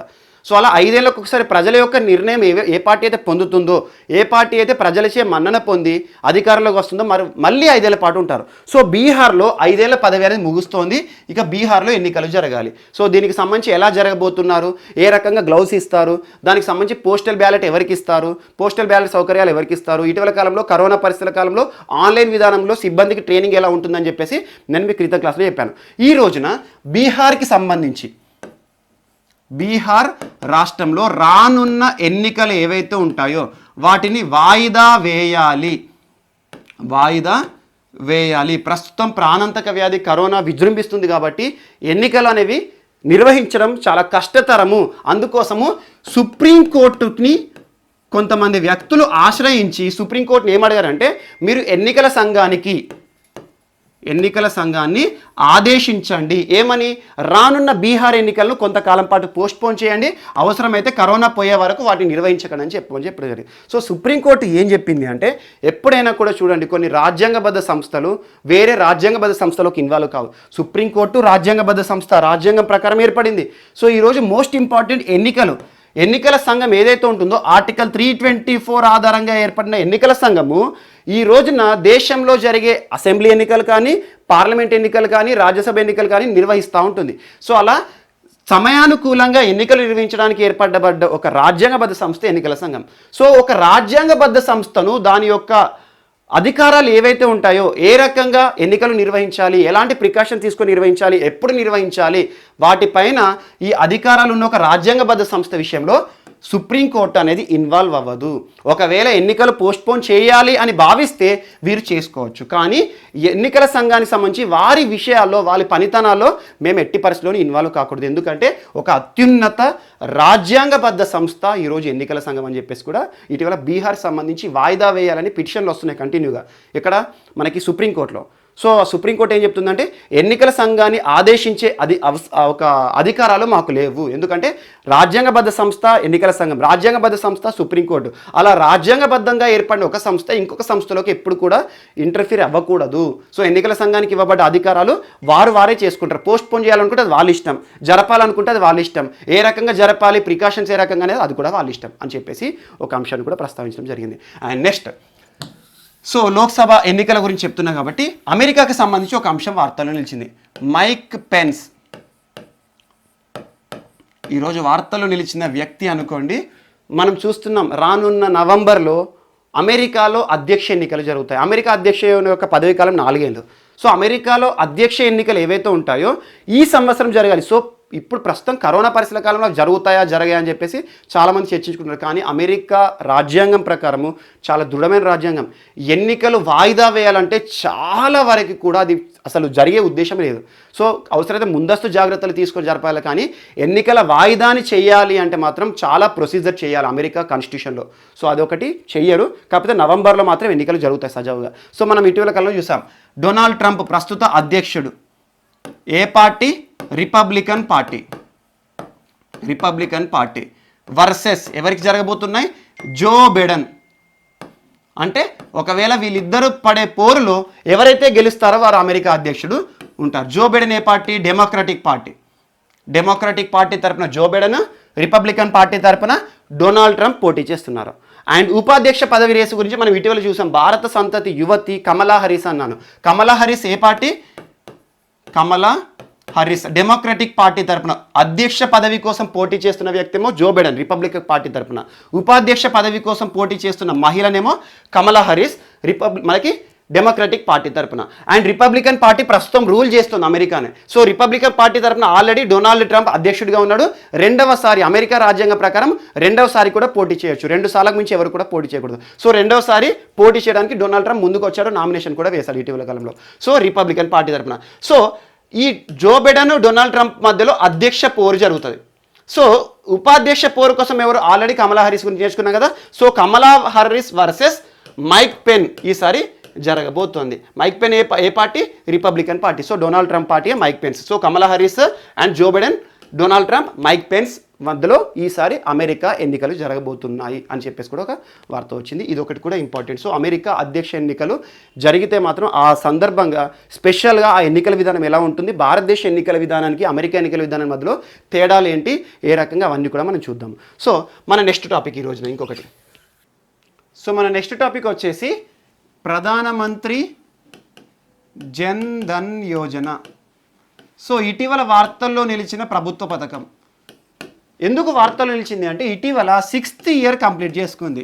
సో చూడండి, భారతదేశంలో కేంద్ర ప్రభుత్వం నరేంద్ర మోడీ గారి ఆధ్వర్యంలో బీజేపీ ప్రభుత్వం వచ్చిన తర్వాత చాలా రిఫార్మ్స్ వచ్చాయి. ముఖ్యంగా ఆర్థిక పరంగా డిమానిటైజేషన్ కానివ్వండి, జిఎస్టీకి సంబంధించి కానివ్వండి, అండ్ ప్రతి ఒక్కరికి కూడా బ్యాంకులను చేరువ చేయాలి, ప్రతి ఒక్కరికి కూడా బ్యాంకు ఖాతాలను కల్పించాలి అని చెప్పేసి బ్యాంకుల ద్వారా పొందే ప్రతి ఒక్క ప్రోత్సాహం కూడా ఇక ప్రభుత్వం చేస్తుంది అని చెప్పేసి ప్రతి ఒక్కరు కూడా ఖాతాలు ఇవ్వడం జరిగింది. సో అలా ప్రతి ఒక్కరికి కూడా భారతదేశంలో ఉన్న ప్రతి పౌరుడికి కూడా ఖాతాలు ఉండాలి అనే ఉద్దేశంతో ఒక బ్యాంకు ఖాతా పథకం ప్రారంభమైంది. 2014 ఆగస్టు 28న ప్రారంభమైన పథకం 2020 ఆగస్టు 28కి 6 సంవత్సరాలు పూర్తి చేసుకొని వార్తలు నిలిచింది. సో అలా భారతదేశంలో ఇప్పుడు చాలా వరకు చూడండి డైరెక్ట్ బెనిఫిట్ ట్రాన్స్ఫర్ అని ఉంటుంది. డైరెక్ట్ బెనిఫిట్ ట్రాన్స్ఫర్, ప్రభుత్వం ఇచ్చే ప్రోత్సాహకాలు కానివ్వండి, ప్రభుత్వం ఇచ్చే బెనిఫిట్స్ ఏవైతే ఉంటాయో టు ద బెనిఫిషరీస్ చేరాల్సిన వారికి చేరాలంటే ఏం చేయాలి? ఖచ్చితంగా యూనిక్గా వాళ్ళకంటూ ఒక అకౌంట్ ఉండాలి, వారికంటూ ఒక నంబర్ ఉండాలి. ఆధార్ నెంబర్ ఇచ్చారు, ఆధార్ నెంబర్కి ఈ బ్యాంక్ అకౌంట్ లింక్ చేశారు. సో ప్రభుత్వం నుండి వచ్చే ఎల్పిజి సబ్సిడీలు కానివ్వండి, ప్రభుత్వం నుండి వచ్చే ఎలాంటి ఆర్థికపరమైన ప్రోత్సాహకాలైనా కూడా ఇక నేరుగా వారి అకౌంట్లోనే కల్పించాలంటే ముందుగా ప్రతి ఒక్కరికి కూడా ఒక అకౌంట్ ఉండాలి అనే ఉద్దేశంతో ప్రభుత్వమే చొరవ తీసుకొని భారతీయ పౌరులందరికీ కూడా అకౌంట్ లేని, బ్యాంకు ఖాతా లేని ప్రతి ఒక్కరికి కూడా ఈ బ్యాంకు ఖాతా పథకాన్ని ప్రారంభించింది. ఈ రోజున 6 సంవత్సరాలు పూర్తి చేసుకొని ఒక వార్తలు నిలిచింది. బ్యాంకు ఖాతా భాగ్య విధాత అనే స్లోగన్తో ప్రారంభమైంది. బ్యాంకు ఖాతా భాగ్య విధాత అనే స్లోగన్తో ప్రధానమంత్రి జన్ధన్ యోజన ప్రారంభమై ఇప్పటికీ 6 సంవత్సరాలు పూర్తయింది. సో అలా ఈ జన్ధన్ యోజన ఇటీవల ఎన్ని సంవత్సరాలు పూర్తి చేసుకుంది అంటారు? August 28, 2014 to August 28, 2020. So 6 years complete చేసుకుంది. ప్రతి ఒక్కరికి కూడా బ్యాంకు సౌకర్యాలు ఏవైతే ఉంటాయో బ్యాంకుల సదుపాయాలను చేరువ చేయాలి అనే ఉద్దేశంతో ప్రారంభించబడిన పథకం. నెక్స్ట్ ఈరోజు సెకండ్ టాపిక్, ఇంకొక టాపిక్ వచ్చేసి మనకి వి రామ్ గోపాల్ రావు కమిటీ. వి రామ్ గోపాల్ రావు కమిటీ. ఏంటి వి రామ్ గోపాల్ రావు కమిటీ అంటే, అంతకుముందు మనం చూసాము ప్రపంచంలోనే అత్యంత చౌకైన కిట్ అన్నాను, కరోనా టెస్టింగ్ కిట్. కేవలం 399 రూపాయలకే కరోనా టెస్టింగ్ కిట్ అనేది తయారు చేసేసి ఐఐటి ఢిల్లీ వార్తలు నిలిచింది. సో ఐఐటి ఢిల్లీకి సంబంధించి మనం నేర్చుకున్నాం ప్రపంచంలోనే చౌక ధర కిట్ కేవలం 399 రూపాయలకి ఈరోజు కరోనా వ్యాధి నిర్ధారించే కిట్ అని మనం అద్భుతంగా నేర్చుకున్నాం. ఆ క్లాసుకి సంబంధించి ఆ రోజు చెప్పాను, ఐఐటి ఢిల్లీ డైరెక్టర్ రామ్ గోపాల్ రావు గారు దీని వెనక మోస్ట్ ఇంపార్టెంట్ వారి యొక్క కృషి ఉంది అని చెప్పాను. సో అలా ఈరోజు రామ్ గోపాల్ రావు పేరుతో ఒక కమిటీని కేంద్ర ప్రభుత్వం డిఫెన్స్ రంగానికి సంబంధించి కొన్ని అంశాలను పర్యవేక్షించే ఉద్దేశంతో నియమించింది. సో రామ్ గోపాల్ రావు కమిటీ ఏదైతే ఉందో తన కింద మొత్తం ఇది 5గురితో కూడిన ఒక ఎక్స్పర్ట్ కమిటీ. డిఫెన్స్ రంగానికి సంబంధించి భారతదేశంలో డిఆర్డిఓ సంస్థ ఉంది కదా, డిఫెన్స్ రీసెర్చ్ డెవలప్మెంట్ ఆర్గనైజేషన్. ఇటీవల మనం నేర్చుకున్నాము డిఆర్డిఓ చీఫ్ సతీష్ రెడ్డి గారి పదవీ కాలం మరి 2 ఏళ్ల పాటు పొడిగింపు అని చెప్పేసి. సో డిఆర్డిఓ సంస్థ భారతదేశంలో రక్షణ సంబంధిత అంశాలు, రక్షణ ఆయుధాలు కానివ్వండి, పరికరాలే కానివ్వండి, రక్షణ సంబంధిత అన్ని అంశాలను కూడా చూసుకునే సంస్థ భారతదేశంలో DRDO, ministry of defence. So ఈ డిఆర్డిఓ కింద ఉన్న ల్యాబొరేటరీస్ ఏవైతే ఉంటాయో వాటికి సంబంధించి నియమ నిబంధనలు కానివ్వండి, వాటికి సంబంధించిన డ్యూటీస్, రెస్పాన్సిబిలిటీస్ వాటన్నిటినీ కూడా పర్యవేక్షించేసి మళ్ళీ కొత్తగా ఏమన్నా అదనంగా యాడ్ చేయాలా, సో డిఆర్డిఓ కింద పనిచేస్తున్న ల్యాబొరేటరీకి సంబంధించి వాటిపైన పర్యవేక్షించి ప్రభుత్వానికి సిఫార్సులు చేయాలి, కొత్త అంశాలు ఏ రకంగా ఉండాలి, ఏ రకమైన డ్యూటీస్, రెస్పాన్సిబిలిటీస్ ఒక్కొక్క ల్యాబ్కి ఇవ్వాలి, డిఆర్డిఓ ల్యాబ్స్ ఏవైతే ఉంటాయో వాటన్నిటికీ అని చెప్పేసి ఒక కమిటీని, 5గురితో కూడుకున్న ఒక కమిటీని, రామ్ గోపాల్ రావు కమిటీని ఇటీవల కేంద్ర ప్రభుత్వం నియమించింది. ఉద్దేశం ఏంటి? డిఆర్డిఓకి సంబంధించి సో మోడర్నైజ్ మరియు expertise DRDO laboratories. So DRDO కింద ఉన్న ప్రయోగశాలలు ఏవైతే ఉంటాయో వాటికి సంబంధించి అధునాతనంగా ఏ రకంగా ఇప్పుడు ఉన్న మన స్వదేశీ చూడండి, మేక్ ఇన్ ఇండియా అంటున్నాం, డిఫెన్స్ రంగం నిన్న కూడా చెప్పాను, డిఫెన్స్ మ్యానుఫ్యాక్చరింగ్ సెక్టార్లో ప్రధాని నరేంద్ర మోడీ గారు ఇటీవల పిలుపునిచ్చారు. 74% ఎఫ్డిఐ ఇన్ఫ్లో వస్తాయి, విదేశీ ప్రత్యక్ష పెట్టుబడులు పెట్టాలి, స్వయం సమృద్ధ భారత్ కింద ఈరోజు రక్షణ రంగ పరికరాలను మనమే తయారు చేసి వేరే దేశాలకు ఎక్స్పోర్ట్ చేసే స్టేజ్కి చేరాలి. ఇప్పటివరకు మనం అన్ని ఇంపోర్ట్ చేసుకుంటున్నాం. సో ఒక్కొక్క దేశం నుండి ఒక్కొక్క విమానాలు, ఫైటర్ జెట్స్ ఇవన్నీ కూడా అలా భారతదేశంలోనే మన స్వదేశీ పరిజ్ఞానంతో తయారు చేసి మేక్ ఇన్ ఇండియా ప్రోగ్రామ్కి ఇంకా ఊతం ఇవ్వాలి, దానికి సంబంధించి ఎగుమతి చేయాలని చెప్పి చూసాం. అందులో డిఫెన్స్ సెక్టార్లో సంస్కరణలో భాగంగా ఈ రోజున రామ్ గోపాల్ రావు కమిటీ అనే ఒక కమిటీని ఈ రోజున కేంద్ర ప్రభుత్వం నియమించింది. డిఫెన్స్ సంబంధించి ల్యాబొరేటరీస్ విషయంలో అధునాతన సౌకర్యాలు కానివ్వండి, స్వయం సమృద్ధ భారత్ కింద ఏ రకంగా మన ఇండిజినియస్ టెక్నాలజీస్ వాడాలి, వాటి యొక్క డ్యూటీస్, రెస్పాన్సిబిలిటీ అన్ని కూడా మెన్షన్ చేయండి అని చెప్పేసి 5గురితో కూడిన ఒక ఎక్స్పర్ట్ కమిటీని నియమించారు. సో ఎవరి రామ్ గోపాల్ రావు గారు?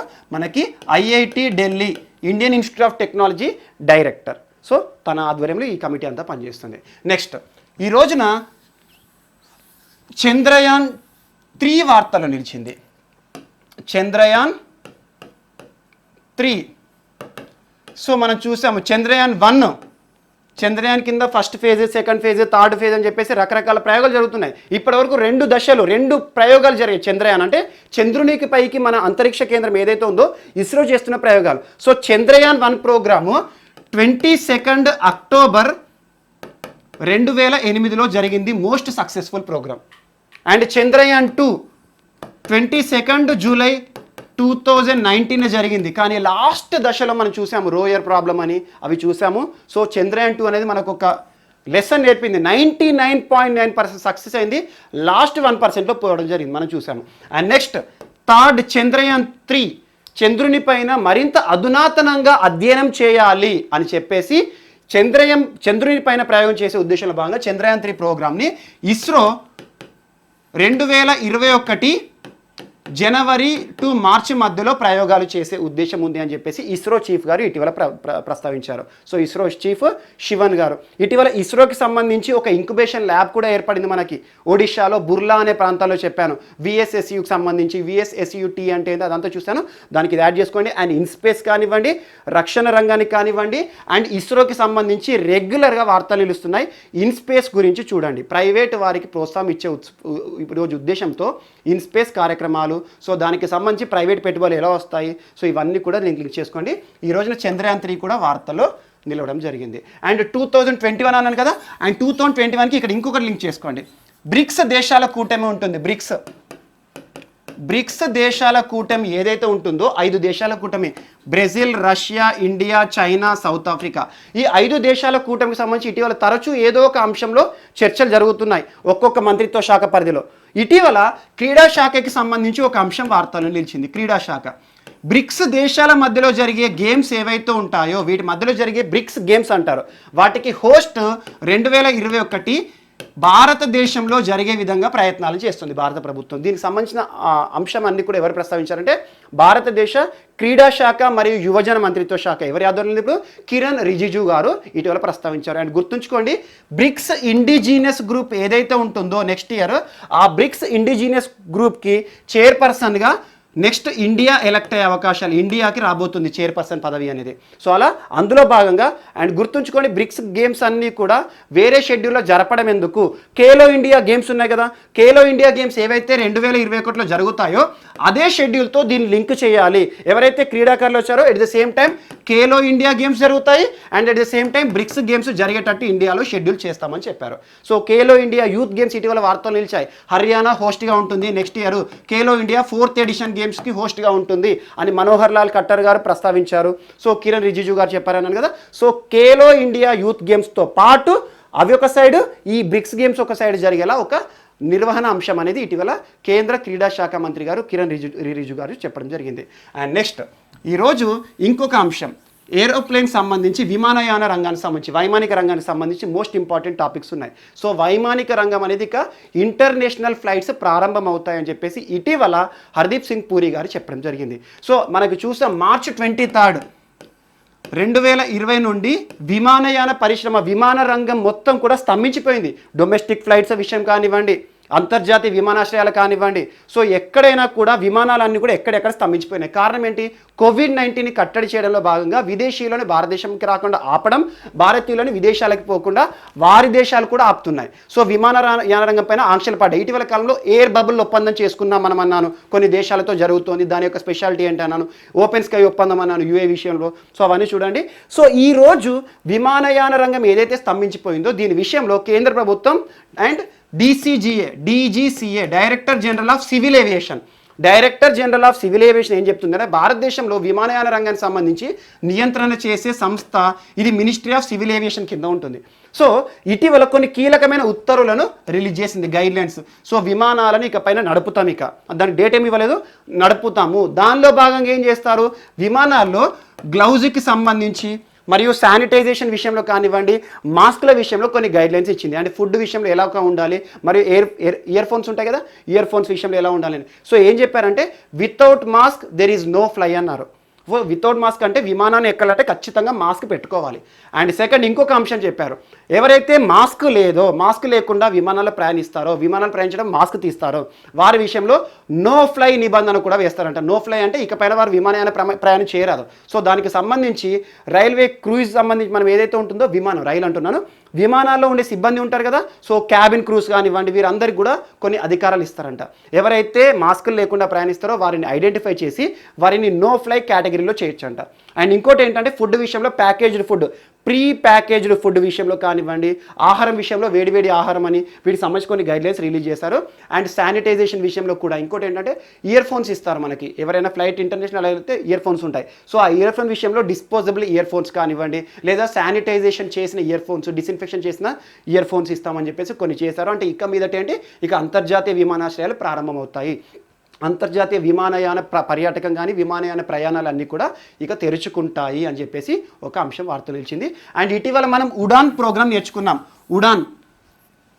ఉడాన్ ఉడే దేశ్ కా ఆమ్ నాగరిక్. ఉడాన్ అంటే ఏంటి, భారతదేశంలో రీజనల్ కనెక్టివిటీ చేయాలి, ఒక ప్రాంతాన్ని ఇంకొక ప్రాంతంతో కనెక్ట్ చేస్తూ ఏరోప్లేన్ రంగం ఏదైతే ఉందో విమానయాన రంగం ఒక ప్రాంతంలో ఒక ప్రాంతానికి విమానయాన రంగాన్ని అభివృద్ధి చేయాలి. అలా భారతదేశంలో మొత్తం కూడా రీజనల్ కనెక్టివ్ కింద అక్కడక్కడ ఎయిర్పోర్ట్స్ కూడా ప్రారంభిస్తున్నారు. సో డొమెస్టిక్ ఎయిర్పోర్ట్స్ ఇటీవల భోగాపురం విజయనగరం డిస్టిక్లో చూసాము. జస్ట్ 2 days బ్యాక్ మనము మామునూరు వరంగల్ సంబంధించి KTR గారు కలిశారు మన వైమానిక రంగ మంత్రి గారితో అని చెప్పాను. సో అలా రీజనల్ కనెక్టివిటీ మరియు విమానాలు ప్రతి ఒక్కరికి కూడా అందుబాటులో ఉండాలి, ప్రతి ఒక్కరికి కూడా విమాన ప్రయాణాన్ని సుఖవంతం చేయాలి, సౌకర్యవంతం చేయాలి అందరికి కూడా అని చెప్పేసి దాని విషయంలో రేట్ల విషయంలో కానివ్వండి విమానాలు అందరికీ కూడా అందుబాటులో ఉండాలని ఉడాన్ స్కీమ్ తీసుకొచ్చారు. ఉడే దేశ్ కా ఆమ్ నాగరిక్ కేంద్ర ప్రభుత్వ పథకం. సో రీజనల్ కనెక్టివిటీ ఆఫ్ మనకి ఇంటర్నేషనల్ ఎయిర్పోర్ట్స్ కాదు, డొమెస్టిక్ ఎయిర్పోర్ట్స్. సో అలా రీజనల్ కనెక్టివిటీ చేయాలి, రీజనల్ ఒక ప్రాంతంలో ఉండే ఎయిర్పోర్ట్ని ఒక ప్రాంతంతో చేయాలి. So regional connectivity of airport program అనేది ఉడాన్. అండ్ అందరు కూడా సౌకర్యాలు కల్పించాలి. సో అండ్ ఇంకోటి గుర్తుంచుకోండి, నయీ ఉడాన్ వేరు, ఉడాన్ వేరు. నయీ ఉడాన్ అంటే మైనారిటీ వెల్ఫేర్ శాఖకు సంబంధించి, అదే సివిల్ సర్వీస్ సంస్థ, అది వేరు. సో ఉడాన్ ఏంటంటే వైమానిక రంగానికి సంబంధించి. సో ఈరోజు ఉడాన్కి సంబంధించి 78 రీజనల్ రూట్లకి క్లియరెన్స్ ఇవ్వడం జరిగింది. రీజనల్ రూట్స్ అంటే ఏంటి, 78 ప్రాంతాలు భారతదేశంలో అక్కడక్కడ రీజనల్ ఎయిర్పోర్ట్లను ప్రారంభిస్తారు. సో ఈ ప్రాంతాన్ని ఈ ప్రాంతంతో కనెక్ట్ చేస్తారు. అక్కడ మధ్యలో ఎయిర్పోర్ట్స్ ఏదైతే ఉంటాయో ఈ ఎయిర్పోర్ట్ నుండి ఈ ఎయిర్పోర్ట్కి డొమెస్టిక్ ఫ్లైట్స్ అనేవి ప్రయాణం చేయడం జరుగుతుంది. ఈ రకంగా ఉడాన్ స్కీమ్ కూడా వార్తలు నిలిచింది. అండ్ కేంద్ర వైమానిక రంగానికి సంబంధించి కొన్ని గైడ్లైన్స్ రిలీజ్ చేయడం జరిగింది. ఇదొకటి కూడా ఈరోజు ఇంపార్టెంట్. అండ్ నెక్స్ట్ ఈరోజు ఇంకొక అంశం ఏంటంటే మనకి కేరళకు సంబంధించి ఇటీవల కాలంలో మనం చూసాం, మహారాష్ట్ర రాష్ట్ర ప్రభుత్వం సంబంధించి బోట్ అంబులెన్స్ సర్వీస్ అని చూసాం మనం. సో బోట్ అంబులెన్స్ ఎక్కడెక్కడ నుండి ప్రారంభమైంది, మహారాష్ట్రలో దాని యొక్క సర్వీసెస్ ఏంటంటే బోటుల ద్వారా, పడవల ద్వారా కూడా మనకి అత్యవసర సౌకర్యాలు, ఎవరైనా ఆపదలో ఉన్న వ్యక్తిని హాస్పిటల్ షిఫ్ట్ చేయడం అలాంటి సౌకర్యాలు ఇచ్చారు. అలా మహారాష్ట్రలో ప్రారంభమైంది. ఈ రోజున మెరైన్ బోట్స్ కూడా ప్రారంభమైనాయి కేరళలో.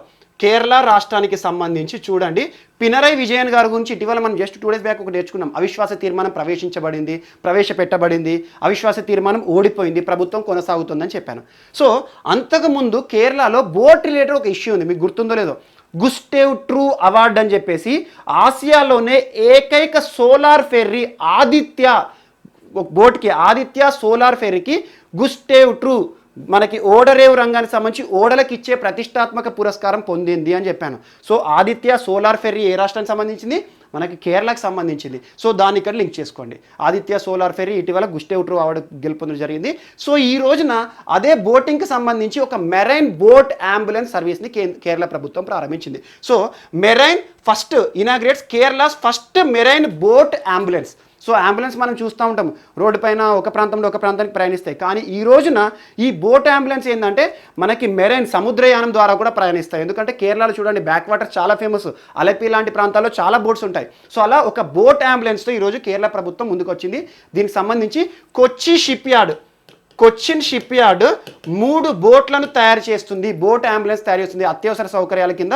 దానిలో వైద్య సౌకర్యాలు కూడా ఇవ్వాలి, అత్యవసరంలో ఎవరైతే వైద్య సదుపాయం కోరుకుంటారో వారికి అని చెప్పేసి ఒక అంశం ముందుకు వచ్చింది.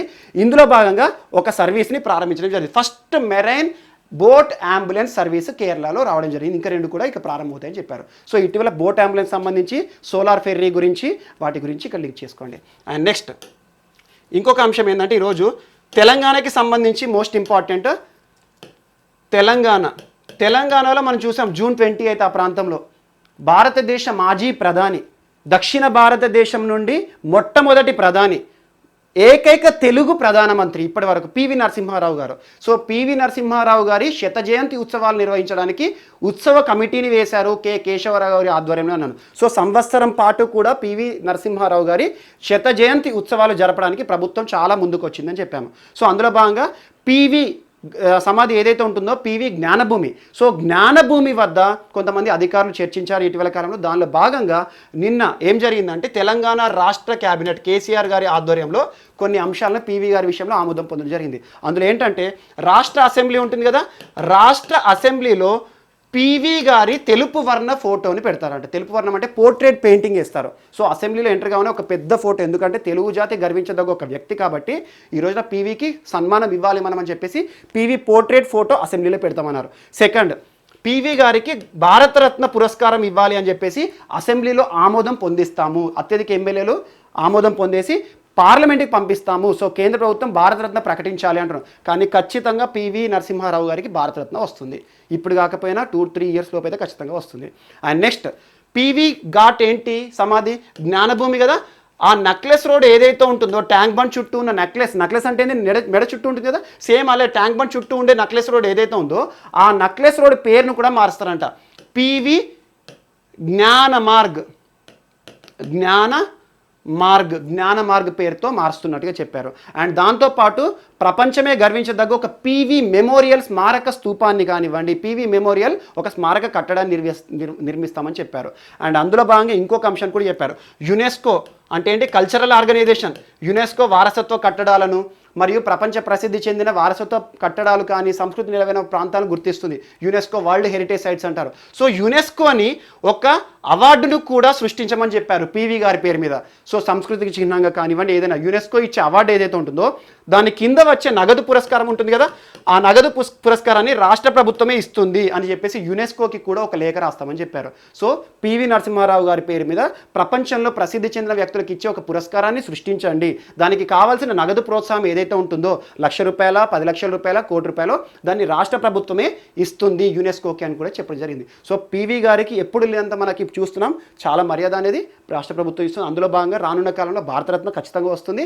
అండ్ ఇవన్నీ చూడండి, పివి జ్ఞాన మార్గం అంటే నెక్లెస్ రోడ్ పేరు కానివ్వండి, పివి మెమోరియల్ టవర్ కానివ్వండి, అవన్నీ ఏర్పాటు చేస్తారు. అండ్ అసెంబ్లీలో పివికి సంబంధించి ఒక నిర్మాణము.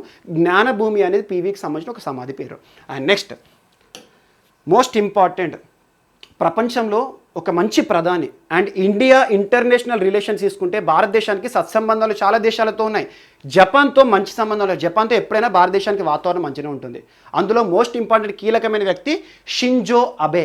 అత్యంత పిన్న వయస్సులోనే జపాన్ ప్రధానిగా పదవి బాధ్యతలు తీసుకున్నాడు. సో 2006 సంవత్సరంలో. ఆ తర్వాత వితిన్ 1 yearలోనే ఆరోగ్యపరమైన కారణాలతో తను పదవి నుండి వైదొలుతున్నట్టుగా ప్రకటించాడు. ఆ తర్వాత మళ్ళీ ప్రధానిగా రావడం జరిగింది. ఆ తర్వాత ఇప్పుడు మళ్ళీ రెండవసారి ఆరోగ్యపరమైన సమస్యలను చూపుతూ ఈరోజు జపాన్ ప్రధాని షింజో అబే గారు ప్రధానమంత్రి పదవికి రాజీనామా చేస్తున్నట్టుగా ప్రకటించారు. తను ఎదుర్కొన్న సమస్య ఏంటంటే క్రానిక్ డిసీజ్, అది మనకి ముఖ్యంగా గ్యాస్ట్రిక్ ప్రాబ్లమ్స్. సో అల్సర్ లాంటి సమస్యలతో బాధపడుతున్నాను అని చెప్పేసి తను ఏం చెప్పాడంటే ఆరోగ్యపరమైన సమస్యల కారణంగా నా యొక్క పదవి పైన నేను దృష్టి సారించలేకపోతున్నాను. 2021 సెప్టెంబర్ వరకు తన పదవి ఇంకా కాలం ఉంది, అయినా కూడా ముందుగానే పదవికి రాజీనామా చేస్తున్నాను అని చెప్పడం జరిగింది. అండ్ గుర్తుంచుకోండి, తనకి సంబంధించి అబోనామిక్స్ అంటారు, చాలా ప్రాంతాలు కూడా అబోనామిక్స్ అంటారు. ఇంకోటి గుర్తుంచుకోండి, జపాన్ ప్రధాని షింజో అబేకి వారసులకు సంబంధించి ఎలాంటి అంశాన్ని కూడా తను ఇప్పటివరకు ప్రకటించలేదు. సో అదొకటి కూడా ఇంపార్టెంట్. ఇటీవల వార్తల్లో నిలిచిన వ్యక్తి షింజో అబే ఏ దేశ ప్రధాని అంటారు? సో జపాన్ ప్రధాని. భారతదేశానికి జపాన్కి సత్సంబంధాలు ఉండడంలో కీలక పాత్ర పోషించిన ఒక వ్యక్తి, మోస్ట్ ఇంపార్టెంట్. ప్రపంచంలో కూడా చాలామందికి కూడా షింజో అబే అనేవాడు ప్రీతిపాయడం, అంటే ఏంటంటే మనకి చాలా ఇష్టమైన వ్యక్తి. సో అలా షింజో అబే ఈ రోజున తన పదవికి రాజీనామా చేస్తున్నట్టుగా ప్రకటించడం జరిగింది. అదొకటి కూడా ఇంపార్టెంట్. అండ్ ఇంకొకటి AR Lakshmanan. So AR Lakshman ఎవరంటే మనకి 18th లా కమిషన్ ఉంటుంది, లా కమిషన్ ఏర్పాటు చేసింది కేంద్ర ప్రభుత్వం తరచు న్యాయ సంస్కరణల కోసము. So 18th law commission chairman. And according to article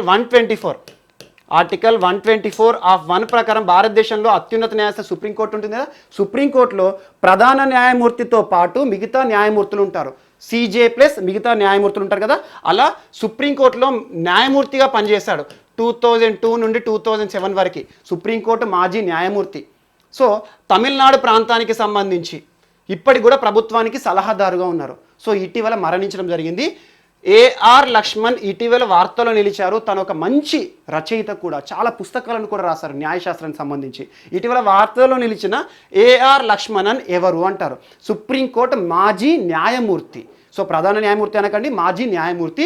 ఈరోజున చనిపోయాడు, వార్తల్లో నిలవడం జరిగింది. సో మాజీ న్యాయమూర్తి ఏఆర్ లక్ష్మణన్ ఇటీవల తమిళనాడు సంబంధించి చాలా కార్యక్రమాలు కూడా ప్రభుత్వానికి సలహాదారుగా చేశారు. అదొకటి ఇంపార్టెంట్. అండ్ ఇంత కూడా చెప్పాను ఇందాక మీకు, తమిళనాడుకి సంబంధించి వసంత్ కుమార్ అని చెప్పాను కదా. సో తను కానివ్వండి, ఇలాంటి వ్యక్తులు కానివ్వండి చూడండి. ఎందుకంటే ఇందాక మీకు వసంత్ కుమార్ ఎవరంటే తెలంగాణ రాష్ట్ర గవర్నర్ ఉన్నారు కదా తమిళిసై గారు, తమిళిసై గారికి స్వయాన బాబాయ్ గారు. సో ఇటీవల చనిపోయారు కరోనాతో. సో ఆ వ్యక్తి కానివ్వండి. సో అలా ఏఆర్ లక్ష్మణ్ ఇటీవల వార్తలు ఇచ్చిన వ్యక్తి, సుప్రీంకోర్టు మాజీ న్యాయమూర్తి చనిపోవడం జరిగింది. అండ్ నెక్స్ట్ సింగర్ అర్చనా మహంత అస్సాం రాష్ట్రానికి సంబంధించి బిహు ఫోక్ సాంగ్స్ అంటారు. బిహు అనే పదం ఎక్కడున్నా గుర్తుంచుకోండి, బిహు అంటే అస్సాంకి సంబంధించి పేర్లు, పండుగల పేర్లు అన్నీ కూడా బిహు అనే పేరుతోనే ఉంటాయి.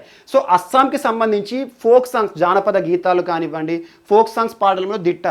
తను మరియు తన హస్బెండ్, తన భర్త కూడా మంచి సింగర్. సో చాలా వరకు కూడా అస్సాం సంస్కృతిని తెలిపే పాటలు పాడడం జరిగింది. ఇటీవల చనిపోయారు. అర్చనా మహంతా గౌహతిలో హాస్పిటల్లో ట్రీట్మెంట్ చేసుకుంటూ చనిపోవడం జరిగింది. ఒక ఫోక్ సాంగ్ సింగర్, అస్సాం రాష్ట్రానికి సంబంధించి. ఇంత సరిపోతుంది. సో బిహు కింగ్ అని తన భర్తకి పేరు. తన భర్తకి పేరు ఏంటంటే బిహు కింగ్, ఒక సినోనిమ్. సో బిరుదు కూడా ఉంది. సో అలా బిహు భాషలో కానివ్వండి, అస్సాం భాషలో చాలా పాటలు పాడేసి రాష్ట్ర ప్రజలకు సంస్కృతి పైన పరిజ్ఞానం పెంచే విధంగా కృషి చేశారు. అండ్ నెక్స్ట్ ఈ రోజున నిషాద్ తరంగ పరణవితాన. సో శ్రీలంకలో పేర్లు లాస్ట్కి NAతో ఎండ్ అవుతాయి ఎక్కువగా, కులవర్ధనే, జయవర్ధనే. సో అలాంటి పేర్లు కానివ్వండి. సో నిషాద్ తరంగ పరణ వితాన ఇటీవల వార్తలు నిలిచాడు. ఏ క్రీడకి సంబంధించిన వ్యక్తి అంటే శ్రీలంకకి సంబంధించిన వ్యక్తి. శ్రీలంక మాజీ టెస్ట్ ప్లేయర్, మాజీ అంటే ఇప్పుడు రిటైర్మెంట్ ఇచ్చాడు. సో రిటైర్మెంట్ ఇవ్వడం జరిగింది. శ్రీలంకకి సంబంధించి 2009 నుండి 2012 వరకు అంతర్జాతీయ నేషనల్ టీంకి ఆడాడు. తన యొక్క స్పెషాలిటీ ఏంటంటే డొమెస్టిక్ మ్యాచెస్ ఉంటాయి కదా, ఫస్ట్ క్లాస్ కెరీర్. ఫస్ట్ క్లాస్లో ఇప్పటి వరకే హయ్యెస్ట్ రన్ గెట్టర్, అంటే అత్యధిక పరుగులు సాధించిన శ్రీలంక ఫస్ట్ క్లాస్ బ్యాట్స్మెన్ ఎవరు అంటే రంజీలాగా మనకి ఎవరు అంటే శ్రీలంకలో తరంగ పరణ వితాన. సో అతను వార్తలు నిలిచాడు ఇటీవల. సో తన క్రికెట్ కెరీర్కి ఇక వీడుకోలు పలుకుతున్నట్టుగా వార్తలు నిలవడం జరిగింది. సో తన యొక్క స్పెషాలిటీ అంటే శ్రీలంకకు సంబంధించి చాలా టెస్ట్ మ్యాచ్లు ఆడాడు, అరౌండ్ 30 మ్యాచెస్ ఆడాడు. ఇక ఇంటర్నేషనల్ మ్యాచెస్ కానీ లాస్ట్ ఇంటర్నేషనల్ మ్యాచెస్ 2002లోనే ఆడాడు. ఆ తర్వాత తనకి జట్టులో చోటు సంపాదించుకోలేకపోయాడు. ఫస్ట్ క్లాస్లో కెరీర్లో కంటిన్యూ అయ్యాడు. అలానే ఫస్ట్ క్లాస్లో హయ్యెస్ట్ రన్ గెట్టర్గా పేరు కూడా నిలిచాడు. అతను ఈరోజు రిటైర్మెంట్ ప్రకటించారు, తరంగ పరణ వితాన. అండ్ నెక్స్ట్ వెస్టిండీస్కి సంబంధించి most important, most brilliant cricketer. Brilliant అంటే చాలా తెలివిగల ఆటగాడు. సో మీరు చూడండి, చెన్నై సూపర్ కింగ్స్లో ఆడతాడు, అండ్ దాంతోపాటు వెస్టిండీస్ జాతీయ జట్టులో చాలా మ్యాచెస్లో ఆడతాడు, T20 specialist, one day and test matches. So తను ఆల్రౌండర్, బౌలింగ్ మరియు బ్యాటింగ్ రెండు కూడా చేయగల ఒక ప్రతిభావంతుడు. ఈ రోజున T20 మ్యాచెస్లో అత్యధిక వికెట్లు సాధించిన బౌలర్గా ప్రపంచ రికార్డు సృష్టించాడు. 500 వికెట్లు ఇప్పటివరకు ఎవరు సృష్టించారు? నిన్నటి క్లాస్లో మనం చూసాము, జేమ్స్ ఆండర్సన్ ఇంగ్లాండ్కి సంబంధించి టెస్ట్ మ్యాచ్ల్లో ప్రపంచంలోనే మొట్టమొదటి బౌలర్, ఫాస్ట్ బౌలరు 600 వికెట్ గెలవడంలో. అలా ప్రపంచంలో 4వ బౌలర్ అన్నాను. ఈరోజు ప్రపంచంలో ఈ విషయం ఏంటంటే 2020కి సంబంధించి 2020 క్రికెట్లో అత్యధిక వికెట్లు సాధించిన బౌలర్గా ఈరోజు డ్వయన్ బ్రావో వార్తల్లో నిలిచాడు. తన తర్వాత ఎవరున్నారంటే మనకి సునీల్ నారాయణ్ అండ్ సెకండ్ ప్లేస్లో లసిత్ మలింగా అంటే శ్రీలంక, థర్డ్ ప్లేస్లో సునీల్ నారాయణ్ ఉన్నాడు, వెస్టిండీస్ టీంకి సంబంధించిన వ్యక్తే. సో ఈ రోజున వార్తలు ఇచ్చిన వ్యక్తి 2020స్లో ఇప్పటి వరకు అత్యధిక వికెట్లు సాధించిన బౌలర్ మనకి డ్వయన్ బ్రావో. ప్రస్తుతం చెన్నై సూపర్ కింగ్స్ టీంలో కూడా ఉండడం జరిగింది. And Chennai super Kings corona బారిన పడింది. చాలామంది 12 మంది క్రీడాకారుల వరకు కూడా కరోనా పాజిటివ్ వచ్చిందని చెప్పారు. బట్ ఏదున్నా కూడా లీగ్ అనేది కంటిన్యూ అవుతుంది. అందులో క్వారంటైన్ కానీ ఐసోలేషన్ కానీ చేస్తూ జరుపుతారు. అదొకటి జస్ట్ యాడ్ చేసుకోండి. అండ్ ఈరోజు జపాన్ సంబంధించి బ్యాడ్మింటన్ అంటే ఏంటి? షటిల్ క్రీడ. సో షటిల్కి సంబంధించి 2016లో జపాన్కి, ఇందాక మీకు చెప్పాను కదా షింజో అబే, ఆ దేశమే జపాన్కి సంబంధించి 2016 ఒలింపిక్స్లో గోల్డ్ పథకం ఏదంతో స్వర్ణ పథకం యొక్క విన్నర్ డబుల్స్ టీంలో ఈ రోజున తన గేమ్కి వీడ్కోలు పలకడం జరిగింది. బ్యాడ్మింటన్ షటిల్ క్రీడకి తన పేరేంటంటే మనకి అయాకా తకాహషి.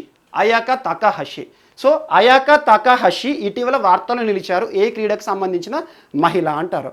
అండ్ తన యొక్క స్పెషాలిటీ ఏంటి? బ్యాడ్మింటన్ క్రీడకు సంబంధించి జపాన్ దేశస్తురాలు. 2016లో గోల్డ్ మెడల్ కూడా సాధించారు ఒలింపిక్స్లో. అండ్ ఇంకోటి ఏంటంటే 2020 ఒలింపిక్స్ పైన, టోక్యో ఒలింపిక్స్ పైన కాన్సన్ట్రేట్ చేయాల్సిందే. సో అందుకోసం ఇప్పటివరకు కెరీర్కి రిటైర్మెంట్ ప్రకటించకుండా ఉంది. కానీ అనుకోకుండా మీరు చూడండి, టోక్యో ఒలింపిక్స్ అనేది నెక్స్ట్ ఇయర్కి పోస్ట్పోన్ అవ్వడం జరిగింది. నెక్స్ట్ ఇయర్ కూడా జరిగేది ఈరోజు డౌట్గా ఉంది. సో ఆ రకంగా వార్తల్లో నిలిచిన ఈరోజు మహిళ రిటైర్మెంట్, నెక్స్ట్ ఇయర్ వరకు ఉండలేనని చెప్పేసి వీడ్కోలు పలకడం జరిగింది. అండ్ నెక్స్ట్, సో ఇవి మనకు ఈరోజు వార్తల్లో నిలిచిన వ్యక్తులు మరియు అవార్డులు కానివ్వండి. సో నెక్స్ట్ క్లాస్లో మనం రేపటి క్లాస్లో మిగతా ఈరోజు మిస్ అయిన టాపిక్స్ ఏమైనా ఉంటే యాడ్ చేసుకొని నేర్చుకుందాం. రేపు కలుద్దాం. Thank you.